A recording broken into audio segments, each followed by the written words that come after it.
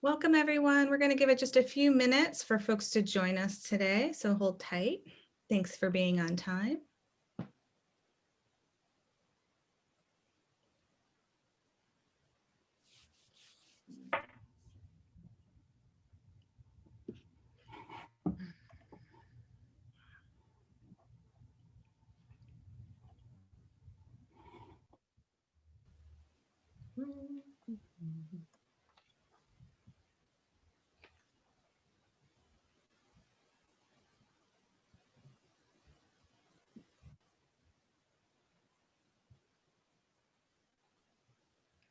Hi folks, thanks for joining us. We're just going to give it another second, another minute, well, not a full minute, but we're going to give it another second to just give folks an opportunity to join us before we get into the full swing of things.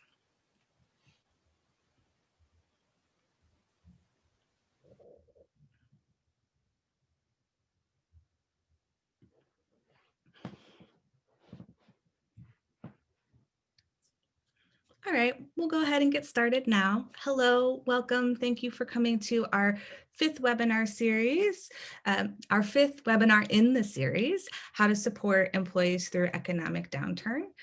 My name is Melissa Cleater. I'm a program manager here at the National Fund, and I manage our CareerSTAT network and also work on various job quality initiatives.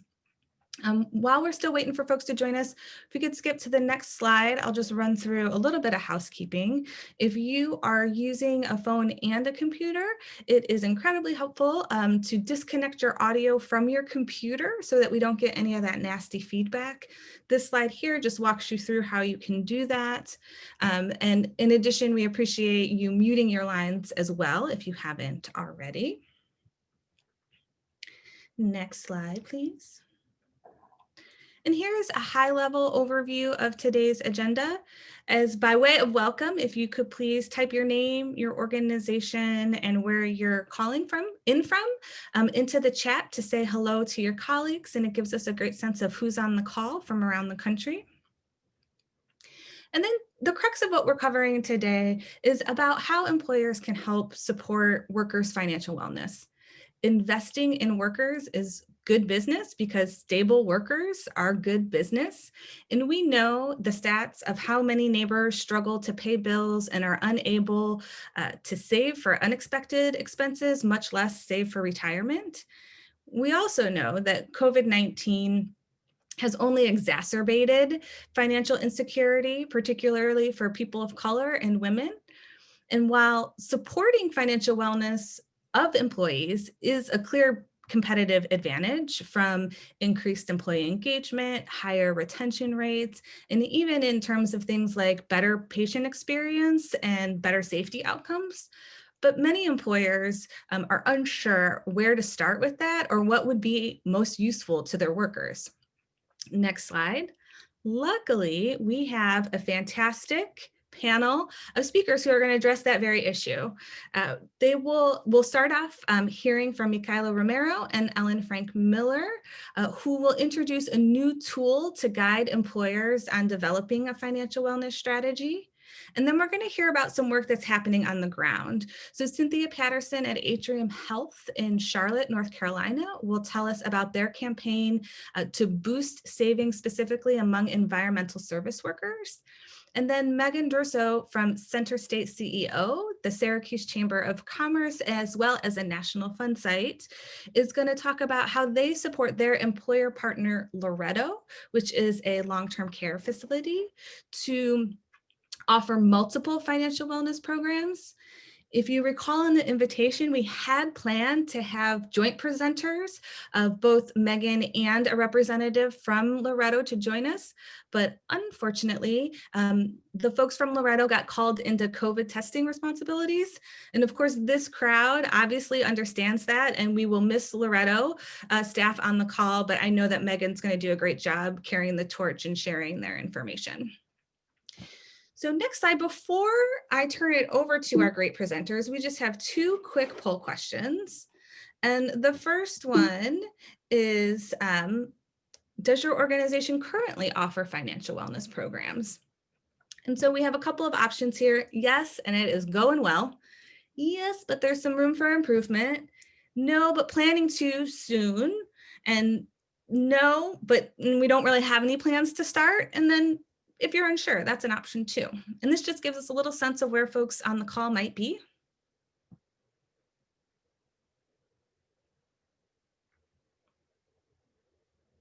All right, that looks great. Josh, I know what I'm seeing, but are we sharing the results with everybody?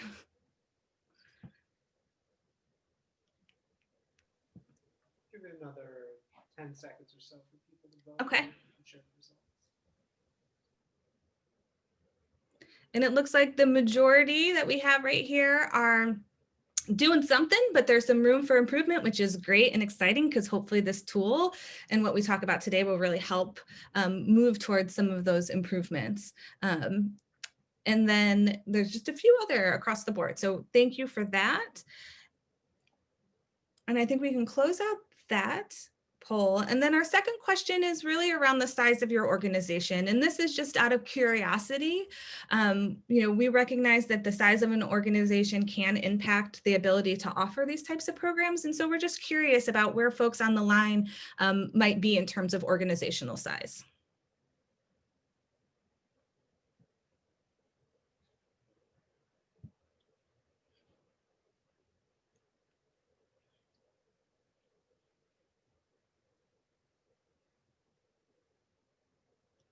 Okay, so we're pretty evenly matched with kind of our big organizations with more than 10,000. And then our next one after that is our smaller businesses with 100 or fewer people. Great, thank you so much for that. That is just helpful insight for us and I appreciate your participation. And then one last thing I'll say before I turn it over is that, as always, we encourage your engagement throughout this webinar. If you have questions, you are welcome to type them into the Q&A section as they pop into your mind.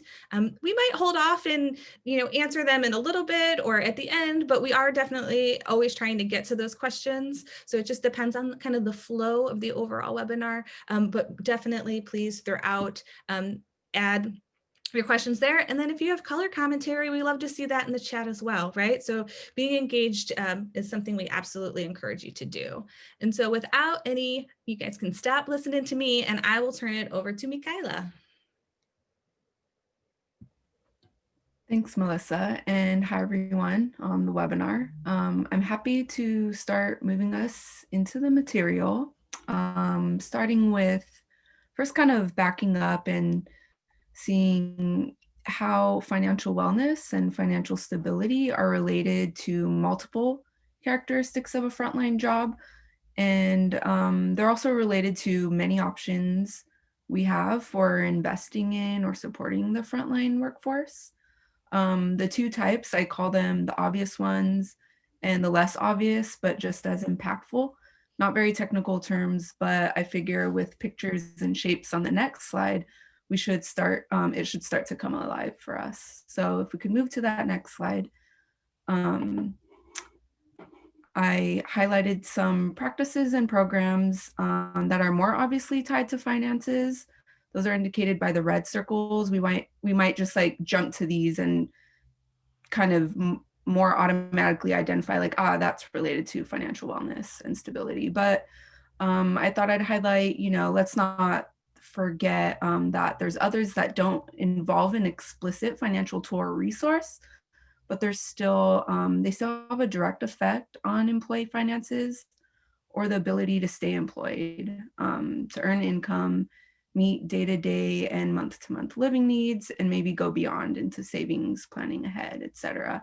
Those are indicated with the black arrows. You might see others that you would categorize under obvious and less obvious. So overall, you can see that from an employee financial wellness angle, you have a lot of options and they mutually reinforce each other, right? While maybe meeting other organizational needs at your place of employment. So we can keep that framing in mind and then turn to an employee financial wellness strategy explicitly, one that aims to offer one or more, thanks Josh, one or more services, tools, resources, specifically to low and moderate income employees. And that's where the guide comes in. and we can I'd like to explain, why it was developed. First, we know there's so many options out there in terms of products, services, approaches, and it could be really confusing and overwhelming. And then you want to make sure the offerings match, real needs of real people, but it's not always clear how to do that on a practical level. And so maybe your brain would look like that little graphic there.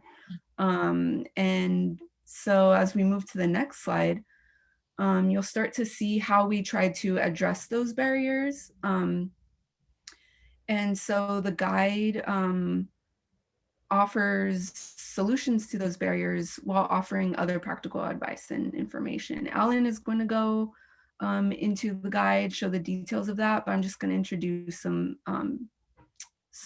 highlights. First, you have the step-by-step process for developing an employee financial wellness strategy. There's a human-centered design element. It's customized to fit the people it's meant to work for, and it's designed with frontline employee input. You get information on types of programs, and there's a pre-made employee survey for printing out or copy and pasting according to your needs. So with that, let's dive in a little more with Alan. Off to you. Perfect. Thank you, Michaela. And I'm going to share my screen so that we can actually walk through the guide itself. I wanted to point out that this is an online tool that's available, but it's also available for download as a PDF. So as Michaela mentioned, it's designed in a step-by-step way, and it's really, we think about it as a journey that will set you on the right path to figuring out the right financial wellness strategy for your workplace and for your workforce. So there are 6 steps that the guide will walk you through. The first is to really understand your employees' financial lives, the reality of their financial world that they live in. And as you'll see, there are a number of data sources that you already have, and that can help you to frame a picture for yourselves of who are the workforce folks that you're trying to make a difference for. And then as you have that picture in mind, that helps you then when you take the next step to actually assess what your employees' financial needs, financial wellness needs may be. And as Michaela said, we have a number of different resources to help you with that assessment process. Having that information available to you and understanding what it means about needs will then help you figure out what is the right type of financial wellness resource or resources to address the needs of your particular workforce and your particular environment. The next step of finding that right resource, we have some tools for you there as well, and gives you the opportunity to figure out how to get the folks that you need to get on board to move that forward. And then you'll implement your solution. And of course, speaking as a researcher, I know you are already thinking about how you will evaluate the outcomes of your efforts to know whether you are having the impact on your workforce that you're seeking to have. And then using that human-centered design framework, you'll continue to gather feedback and amend your solution and continuously improve your offerings as you go along. So I will take us through and show you this is our journey map. So as I mentioned, the first step in understanding your employees' financial lives, these are some data sources that you already have within your organization that can help you get a frame for what the day-to-day reality of your employees' financial lives are. And throughout the guide, we've included data spotlights that have some useful information, as well as sprinkled throughout, we have some case study examples of other employers that the National Fund has worked with, that we've done research with, that can show you how some of these choices play out as you move through the journey.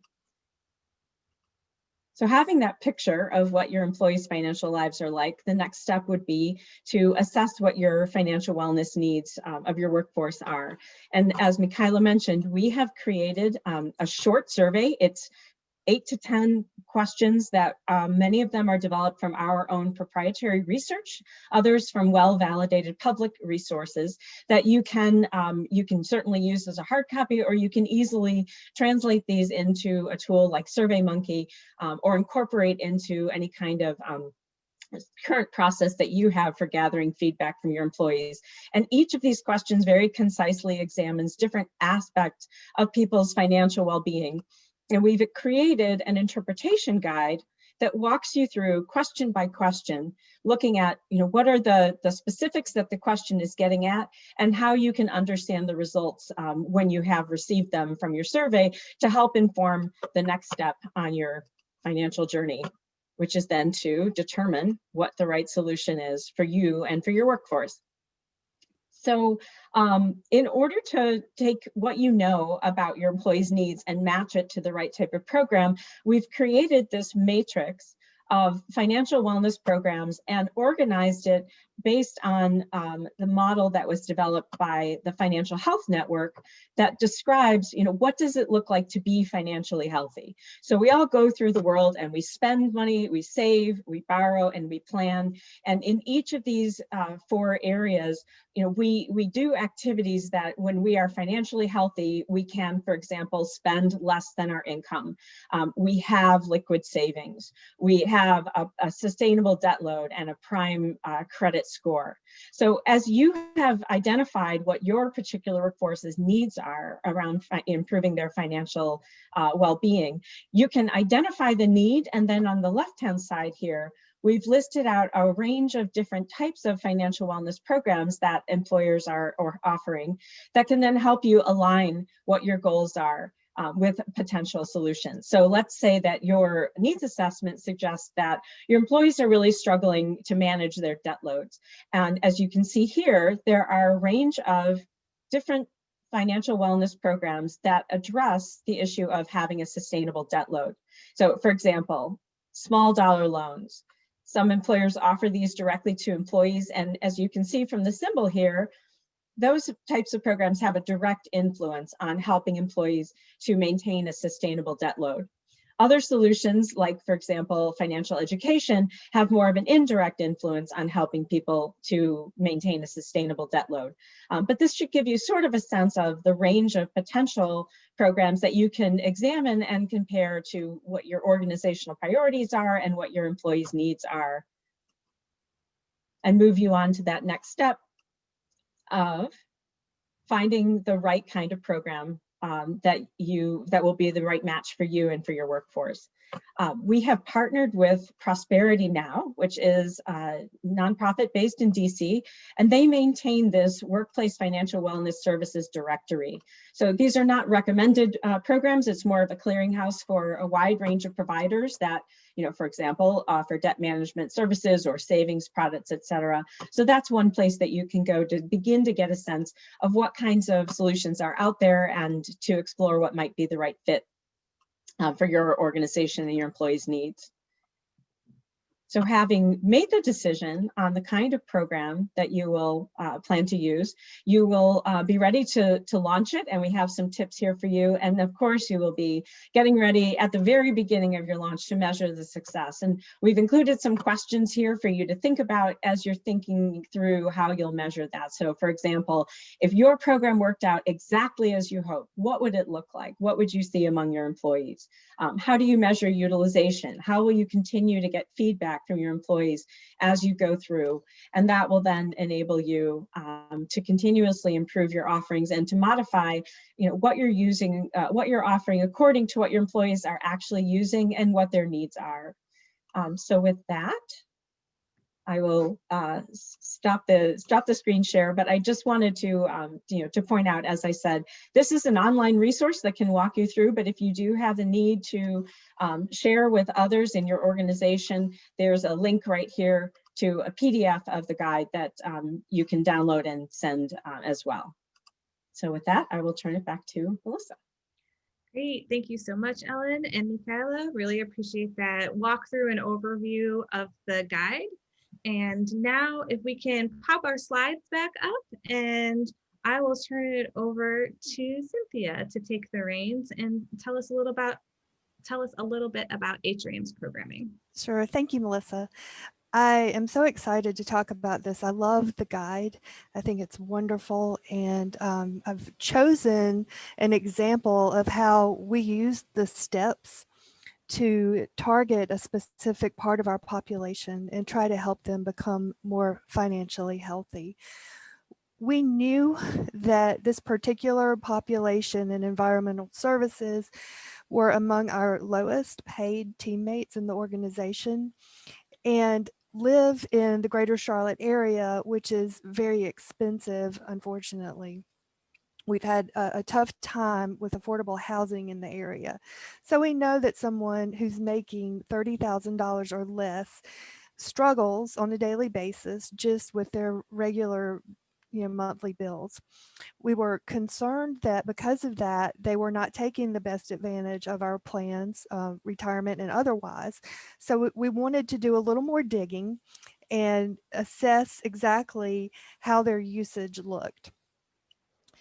We found that 26% of this population did not even engage with the plan at all. So they were not even saving 1%. Of those who were saving in the plan, over half were not saving enough to get our full match. And we're very specific with how we designed our match. We want folks to get to a level of at least 10% because we know that's what they're going to need. So our match is structured in a way that if the teammate contributes 6, they get a match of 4, which puts them at 10. Then we have an auto escalation feature that will bump them up by 1% a year in hopes that they will go closer to 15%. So we knew that this was not realistic for this particular group and we had to do something about that. We also found that 23% had an outstanding loan, which shows that their short-term financial wellness was struggling because they were turning to this account for help. We went to our record keeper to talk about how we could specifically communicate just to this population. If we could go a little bit deeper than the normal, here's how you enroll presentation, and talk to them in a way that was really going to help them put the pieces together. Once we were able to do that, to get a plan in place, we took it to the department's leadership because we knew that we were going to need their buy-in in order to make this successful.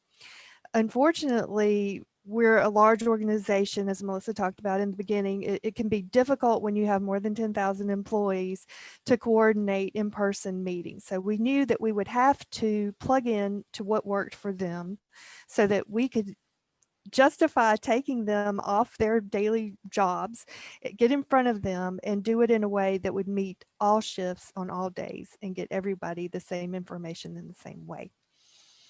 Next slide, please.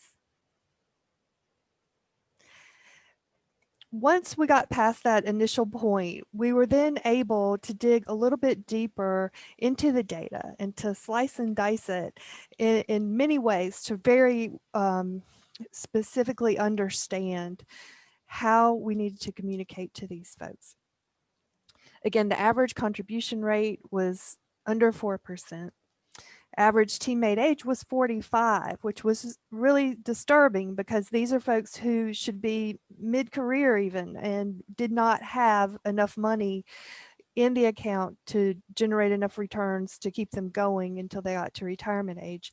We knew that the average balance was slightly over $7,000, but for folks who had an outstanding loan, that actually dropped them down to like $4,700. So stressful situation for us for sure. Next slide.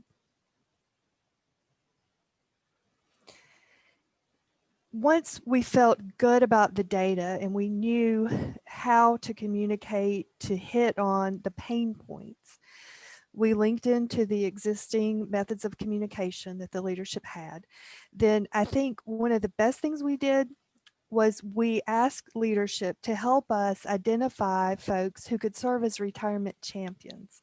So day-to-day colleagues, people who knew each other, people who could be an advocate for what we were saying. Sometimes that's someone who's been there longer, who's maybe used the plan and can say, hey, I wish someone had told me this before, but I can tell you now, this is important. Then we decided to schedule our meetings so that they would coincide with a system-wide wage increase. Perfect opportunity. It was on everyone's mind. And this was a way that we could talk about good news and something that's critically important that they think about. I think the second most important thing we did was build a toolkit of information. So we put plan highlights together. We put the data that we'd uncovered in the toolkit. We took it out and we gave it to department leaders and we talked them through it. I think it's not necessarily that they didn't want to help their employees with the retirement benefits. It's that they didn't understand thoroughly enough themselves to feel comfortable talking about it. And they also weren't really sure how much was okay to talk about with their employees. So we gave them that confidence, you know, that sort of, yes, this is a good thing and it's fine for you to talk about it. We can encourage people, you know, along the way, not only when they're a new hire and they're concerned about what my job is, but 6 months later when things have settled down. So you have the green light to do this. We then turned to the actual presentation and we wanted to be very methodical in how we talked about the why, the what, and the how. So again, not just your general, we have a plan, you should enroll in it, but in the future, what will Social Security look like for you? How much dollar-wise could you really expect to receive? How much does Medicare Part B cost? Why is it so important that we prepare ourselves for this now? Then the what?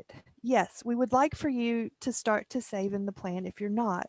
We're not asking you to save $10,000. We're not asking for $600 out of your next paycheck. We're asking for 1%.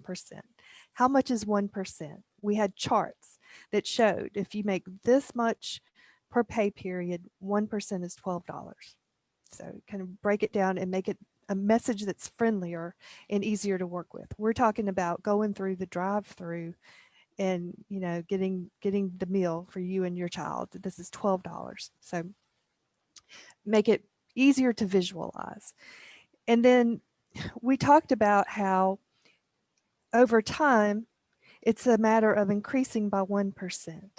So as you get this increase in the minimum wage, we don't want the whole thing. We want 1%. We want you to put just a little bit more. It's a marathon, not a sprint. We all understand that. We're all juggling our finances the same way.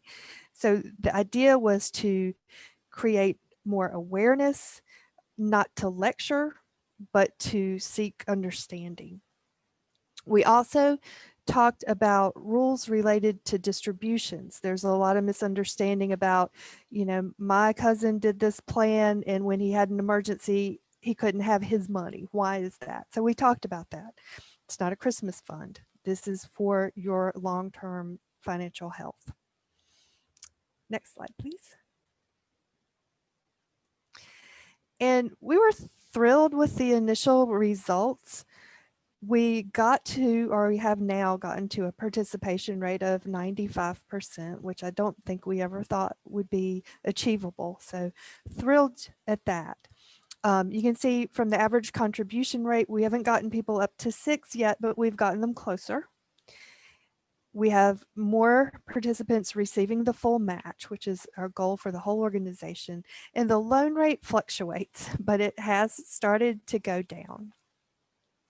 So as far as evaluating the campaign, we have incorporated that into our quarterly metrics.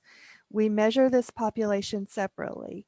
So we do an overall plan health sort of scorecard, and then we just focus on $30,000 and under.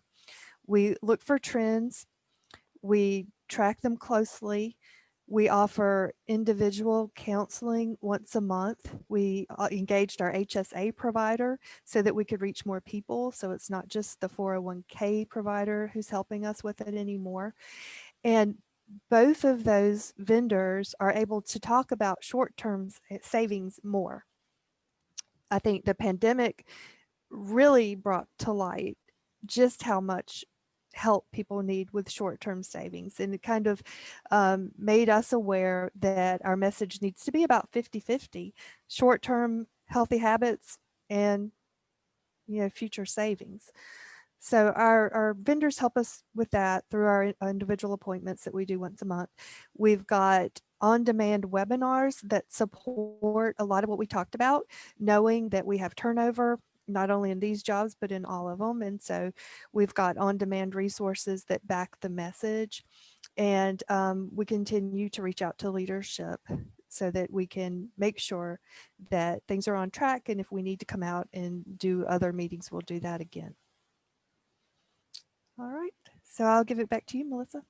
Great. Thank you so much, Cindy. That is a lot of exciting stuff that you guys have going on there at Atrium. And I will again just promo the Q&A function at the bottom of the toolbar. So if anybody does have any questions for anybody so far, I encourage you to use the Q&A to ask those questions.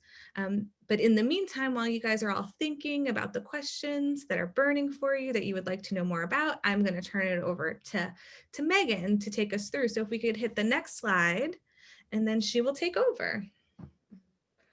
All right. Hi, everybody. Hope today is going well. I know I'm literally in the smack dab of your webinar marathon that we're in right now, and we're learning so much, and I'm very excited to be here. So I'm from Center State CEO. We're economic development and Chamber of Commerce workforce intermediary that sits in Syracuse. One of our biggest partners is Loretto, and I want to talk a little bit about coaching and tying this into that financial wellness. There's so many different aspects, I think, of life and just what we're doing that, financial wellness is the backbone of these job quality elements. So, and I really love that because, that's behind, we're peeling back. I swear, our lives are onions. We're like, what's the layer? What's the layer? What's the layer? So underneath it all, the reason folks are, if you're late to work because your tire blew because you didn't have the savings because of last winter, X happened with a pothole and you couldn't replace that, that's causing the attendance issues, or that's causing different things that are making, work stressful or hard and things like that. So I love this kind of, but looking at this financial wellness and this guide to really jumpstart and think about this from like a high level, that these kinds of programs and different ways can just access so much more for just this general health and wellness of staff. So I come from the HR world, so this stuff gets me really jazzed because I love Cynthia. You got hard metrics. We're going to talk about a little bit more about programs and metrics things too. So Loretto has a coach and she's on the line. She'll be available for questions here in a minute. But one of the biggest things that coach does with Loretto is connecting employees to resources. So, and that's part of that financial wellness in a sense, because helping connect folks to affordable childcare. How can you save money and live better? I think that we hear that all the time, but having that person, that conversation has really made significant changes in Loretto staffing and retention. Another element to think about is it's okay, driving that change towards it's okay to get help. It's like a big cultural thing that continues to shift in Loretto. And while they're COVID testing right now, most of them right now, we're excited that they're still, unfortunately, our COVID is not doing well in our area, but we're going to keep on going. So coaches on deck, they're still making progress, and that things are hard right now, and changing that culture for it's okay to help. Financial wellness is a good thing. It's not a bad thing. Those resources help create gateways and doors for folks to keep going and moving up. So, and then also our coach is focusing on those social determinants of health, and financial wellness is such a big part of that. So I really love that kind of element and those different things that come together, because again, just like I'm saying, it's that onion, and they're seeing results, increased retention, their retention for folks for 30 days has gone up an amazing amount. And it's that first impact with that coach, with the onboarding and, hey, what can I do for you? What are those resources? What are those things? because I know HR is just, sometimes it's scary. It's like 10 steps away from where that staff member is starting. And having that liaison, having that person to help connect those resources really made a game-changing approach for Loretto. So wanted to share that with you, and keep, if there's any questions, that's also good to keep on putting those in. So for our next slide, very nice, love that. So multiple prong approach on financial wellness is where Loretto is at right now. So they have employee assistance program, EAP. That's always great on that side. Different coaching sessions. EAPs vary. So I would also encourage everyone thinking about that financial wellness, like look at what does that EAP actually mean. So that was something that Loretto's done, and a couple other of our employers partners have done as well, because that could, there's actually such a wide range of things that are actually in there. Listening to your employees, the diaper bank, which I thought was a really cool financial wellness tool that's been in place with Loretto for quite a bit. Outside the personal coaching from the coach, also have a car buyer program and a we care fund. Like, Megan, this is a lot of stuff. Like, we don't know what's going to work for us. Definitely agree. Loretto's been around for 90 years. They're serving over 10,000 beds a year, and we have over 2,500 employees. So there's different things that are used in different parts of the organization, because they're spread out across 3 counties in New York, and that's upstate. That's real far for anybody who's not familiar with upstate New York. So a lot of different variants, and that multiple prong approach is what really has ended up working for them when they're focusing on that financial wellness part. So I'm going to talk a little bit about the car buyer program, because it's a little bit of a unique resource. And if we can go to the next slide, we'll talk about that, and then we'll have time for coaching questions, because I'm sure there's all kinds of things. So Loretto partnered with a federal credit union. And after 3 months of employee and being an employee, getting through your probationary period, it has some different programs and different allowances that you can go ahead and get in and get involved with to get a vehicle. So most of Loretto's locations are busable, but some of those different positions for advancing and upskilling require you to drive around, do different things, be mobile. So this is something that Loretto invested in, and they actually have people come in and talk and just like be available in like the lunchroom. And while this is virtual right now because of COVID, it's just a different kind of approach on that side, because they're really in there trying to make something happen, because that car allows so much freedom. So that was something that was really different and kind of unique for Loretto on that side.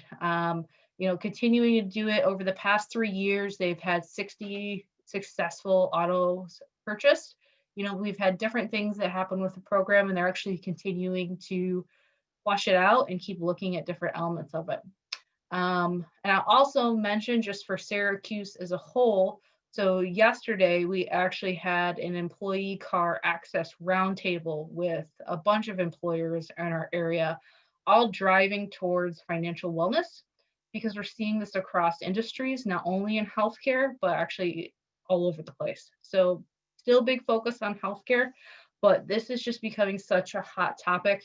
And obviously that's why we're talking about it, but it's just, there's a lot of different results and a lot of different things tied into that. So, I'd love to say any questions. We do have our coach on the line, Michelle Cutler. So feel free if anybody will ask questions about programming or questions or anything along those lines. Thank you, Megan. Really appreciate that overview. And while people are formulating their questions that I'm certain that they have, I would love if you could just talk a little bit about the relationship between Center State CEO and Loretto in terms of supporting that coach, and what does that kind of relationship look like? Absolutely. So we support the coach in a few different ways. So the coach has kind of been a longer term project. It's almost been about 3 years in the making. The first year they partnered with us and fully funded. Second year is 50-50, and the third year is fully funded by Loretto. Loretto is going to take on that coach and actually implementing additional coaches because they have seen so much success and such a positive return on investment for retention training and just keeping folks happy in the job. So it's really exciting and kind of positive experience. So right now the coach reports to Lorette, reports all kinds of metrics, data on retention and, looking at the cost of turnover for us. And that's something that CenterState helps formulate and, advise and kind of provide that TA with the support of National Fund. Great. There you go. Anything else that I can answer, you think right now, Melissa, while folks are formulating? I'm thinking, and if any of our other panelists have questions too, or additional thoughts to add to any of this, we can absolutely do that as well as we consider what might be coming up for folks. Okay, so what do we got here? So where does the coach sit within the Loretto system? Coach actually sits full-time at Loretto. So there is an Loretto employee that we helped fund. We just helped to pay for it on that side. That first year, it was a CenterState employee, and then it transitioned. And then, yes, I think what they're looking there for is the department. So are they within a function of HR? And it's okay if you're not sure, if Michelle might have more insight into which department she sits under. But I think within kind of the way that the organization is organized. So technically under HR, going under which would be like, they actually have a workforce development person that actually the coach is under that folks. Great. Thank you. Mm-hmm. And that workforce development person kind of almost falls in towards recruiting because they're the ones going with like community engagement. They're the ones going into, different resources, helping to educate the community, like what is Loretto and how can I get the jobs there and things like that. So it really all kind of encompasses up towards that HR talent and attraction strategy. Great. And you did mention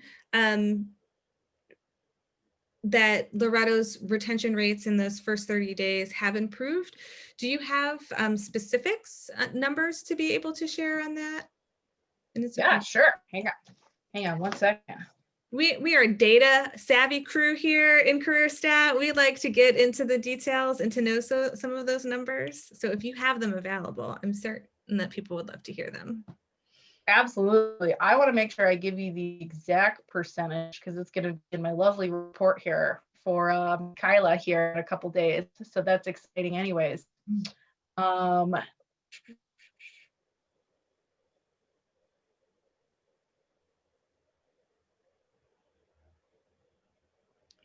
Okay, so while you look for those, we have another question here that I think some of our other panelists might be able to tackle while you look at the specifics. And so we have Gabriella, who works for an organization that partners with janitorial employers across California. They offer workforce development program at work sites, but how can they encourage their partner employers to offer financial services to their employees, such as small cash loans or things like that? I would, number one suggestion, although I'm not a panelist, I would say share this toolkit with them. Say that you came across this great resource and there's some great tools here that might be able to help them, but I will open it up to the other panelists to see and hope that I didn't steal their answer for other ways to encourage employers.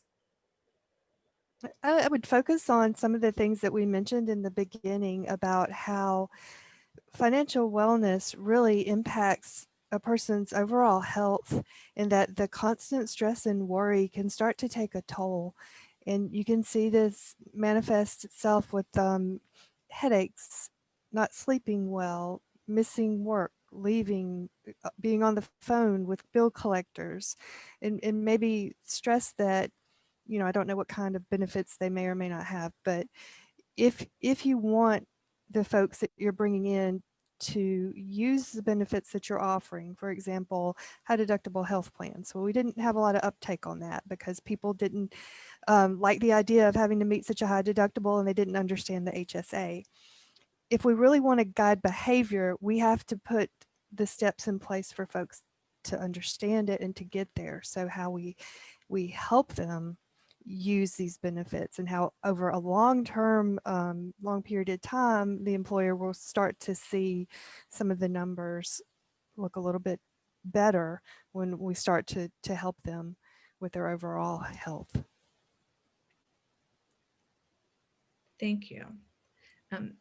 And similar, and I think that this is in the guide, but really trying to think of those business impacts and how this makes you a competitive employer. It's a competitive advantage to be able to have a stable workforce, and including, some of those things I mentioned at the top of being able to have higher employee engagement, better retention rates, better kind of attendance rates, and better overall health. I mean, and I think that as a nation, with so many folks who are struggling financially, and as we also look more into things like trauma-informed care and racial equity, that is a part of this, that there are people who carry trauma that is really related to money, right? And this idea of even tackling it and having conversations about money takes some skill building. That's new. And there are just, I think for many folks, an automatic adverse reaction of like, no, thank you. Like, I do not want to talk about money, that there's some shame that's carried there, that there's some anxiety that's carried there.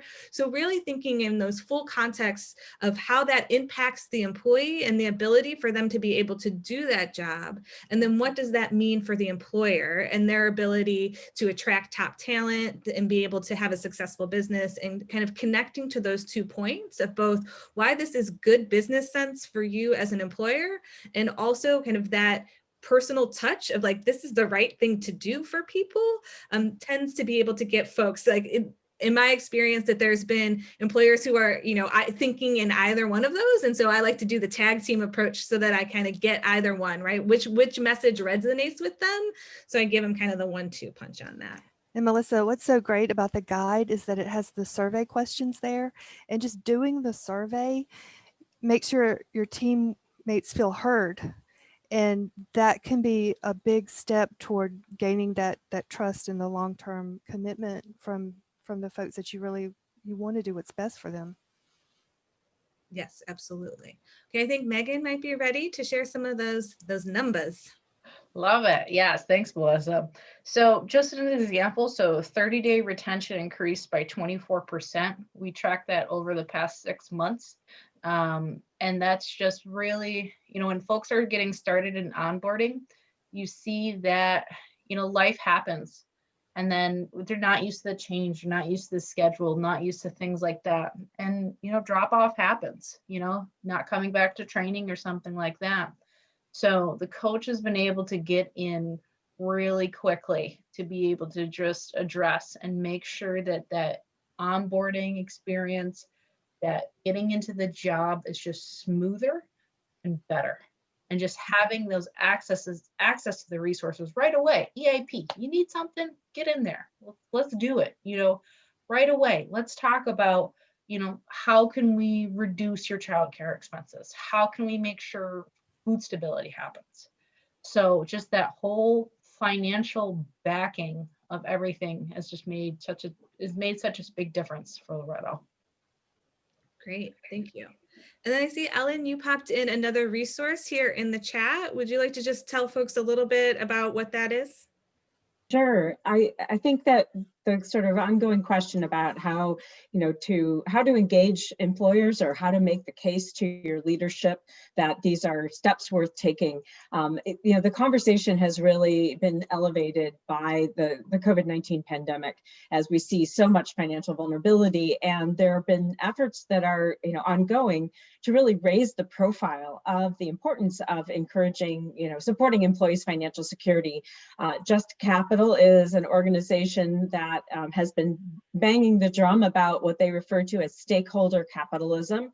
So the idea that to be a successful organization, you have to take into account not only your shareholders or owners, but also your employees and members of the community, et cetera. And as a part of their effort, they have engaged with PayPal, which is an organization that obviously is all about creating financial flexibility for people, where you can make payments through PayPal and maybe don't need all of the typical financial services that many of us might take for granted, but which can be harder to access for lower moderate income workers. And PayPal thought they were, doing a great job by their own workforce. And they did some research and discovered there's enormous financial vulnerability, and they made a commitment to address that. So the conversation is being elevated, and pointing to, some of these initiatives can be another way to, pass the word along. What we do find in the research is that learning from peers about what works and what experiences have been is a very powerful way to promote change and new initiatives. And so this is just one example. Okay, great. And it looks like we have a question coming in around coach, and Michelle is ready to answer that live. I will read the question out first. From Kelly asks, does the coach meet with new hires within a certain amount of time from hire? And is there a schedule that they follow to touch base with the new hire? How long do they follow them as the employee, or is it up to the employee to approach the coach? And then Michelle, I believe that you are able just to unmute and answer that question. Please take it away.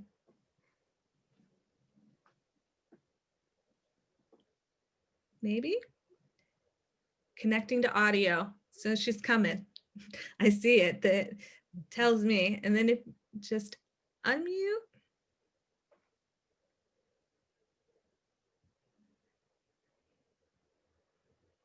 Okay. Hey, Michelle. Okay, so you can hear me. Yes. We got Are you.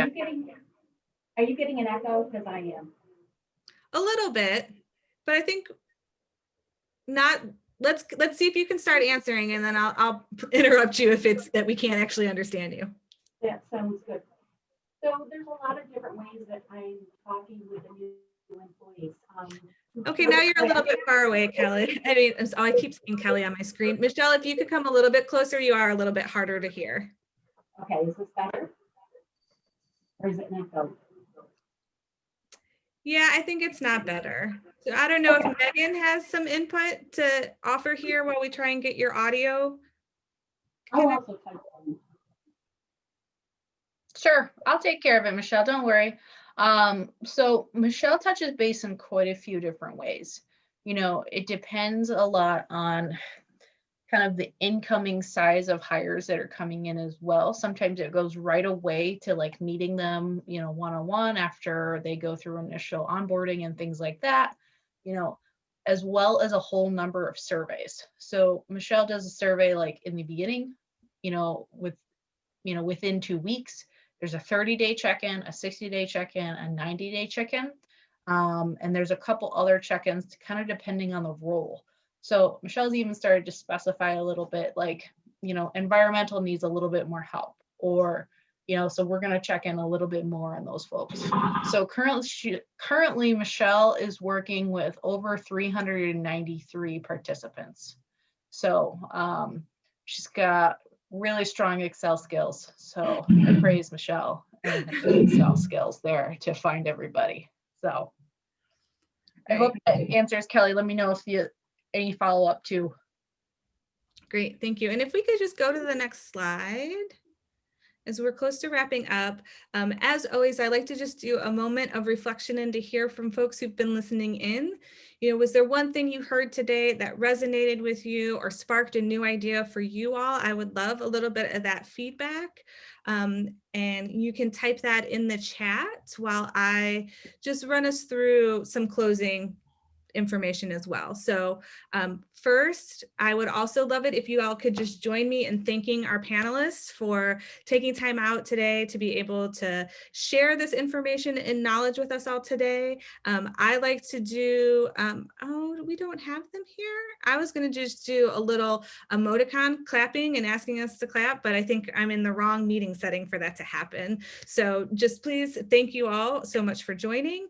And then the other thing that I just wanted to let you all know is that we are going to be taking a break for the rest of 2020 on the CareerSTAT webinars.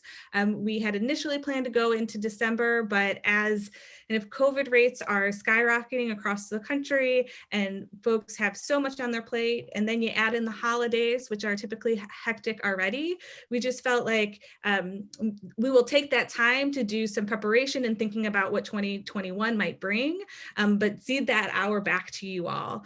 However, if you are a participant in the Healthcare Workforce Development Academy, we will still meeting. So your hour is not free, but for everybody else in the broader CareerSTAT network, I just wanted to let you know that while we had intended to have that 6th series, this is going to be our final one in this series. And then we'll be looking forward to 2021 and seeing how we might be able to connect you all again for these peer learning opportunities. Because as Ellen remarked, learning from one another is such a positive way, and that is such a cornerstone of the CareerSTAT network that we want to be able to maintain that as we continue to manage these multiple crises that we're facing throughout the country.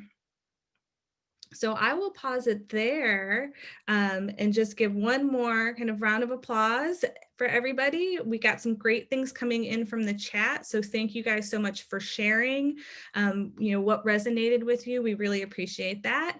And then I will cede back this 4 minutes of your day to all of you. So please just take a deep breath, maybe roll your shoulders, get a glass of water before you dive into the next webinar, because yeah, it's webinar day. All right. So thank you all very much and have a wonderful afternoon.